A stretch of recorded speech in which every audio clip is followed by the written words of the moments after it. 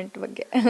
Then ಇನ್ನು ಗಿಲ್ಲಿ ಅವರಿಂದ ಇವತ್ತು ಬಿಗ್ ಬಾಸ್ ಹಳ್ಳಿ ಹಳ್ಳಿಗೂ ರೀಚ್ ಆಗಿದೆ ಬಿಕಾಸ್ ಆಫ್ ಕಾಮಿಡಿ. ಜನ ಎಲ್ಲ ತಮ್ಮ ಸ್ಟ್ರೆಸ್ಸು ಮತ್ತು ಒಂದಷ್ಟು ಟೆನ್ಷನ್ಸ್ ಎಲ್ಲ ಇರುತ್ತೆ. ಬಿಗ್ ಬಾಸ್ ಕೂತ್ಕೊಂಡು ನೋಡಿದ್ರೆ ಗಿಲ್ಲಿ ಕಾಮಿಡಿ ಮಾಡ್ತಾನೆ. ಅಶ್ವಿನಿ ಅವರ ಜಗಳ ಏನಿದೆ ಅದು ಸಂಪತ್ತಿಗೆ ಸವಾಲ್ ಥರ ಇದೆ ಅನ್ನೋ ರೀತಿಯಲ್ಲಿ ಚರ್ಚೆಗಳಾಗ್ತಾ ಇತ್ತು. ಜನ ಸಿಕ್ಕಾಪಟ್ಟೆ ಎಂಜಾಯ್ ಮಾಡ್ತಾಯಿದ್ರು. ಇವತ್ತು ಗಿಲ್ಲಿಯಿಂದನೇ ಇಷ್ಟೊಂದೆಲ್ಲ ರೀಚ್ ಆಗ್ತಿದೆ ಅಂತ. ನಾವು ನಾವು 1 hour ಕಾಮಿಡಿನ ನೋಡಿದ್ವಿ, ನೀವು 24 hour ಕಾಮಿಡಿನ ನೋಡಿ. ಎಷ್ಟು ಸ್ಪಾಂಟೇನಿಯಸ್ ಆಗಿ ಅವ್ರು ಕಾಮಿಡಿ ಮಾಡ್ತಾರೆ. ಮತ್ತು ನೀವು ಪರ್ಸ್ನಲಿ ಕಾವ್ಯ ಅವ್ರು ಎಷ್ಟು ಎಂಜಾಯ್ ಮಾಡಿದ್ದಾರೆ ಅಂತ. ನಾನು ತುಂಬ ಎಂಜಾಯ್ ಮಾಡ್ತಿದ್ದೆ, ತುಂಬ ಸ್ಪಾಂಟೇನಿಯಸ್ ಆಗಿ.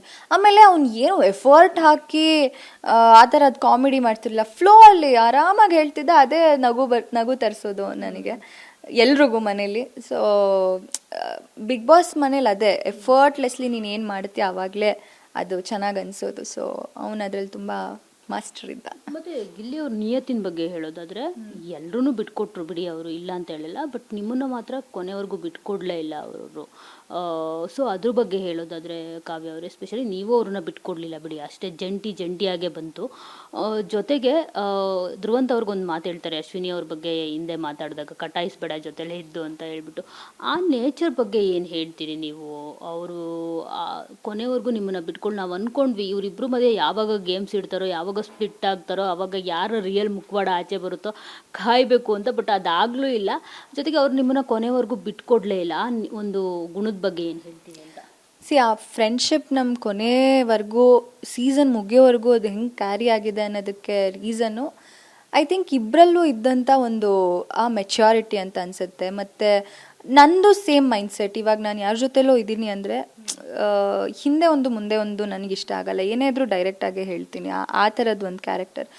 ಸೇಮ್ ಗಿಲ್ಲಿ ಕೂಡ ಏನೇ ಇದ್ರೂ ಅವ್ನು ಡೈರೆಕ್ಟಾಗೇ ಹೇಳ್ತಾನೆ. ಏನಾದರೂ ಇದ್ದರೆ ಡೈರೆಕ್ಟಾಗೇ ಬಂದು ಕೂತು ಮಾತಾಡೋದು, ಹಿಂದೆ ಎಲ್ಲೂ ಕೂತು ಮಾತಾಡಲ್ಲ ಅವನು.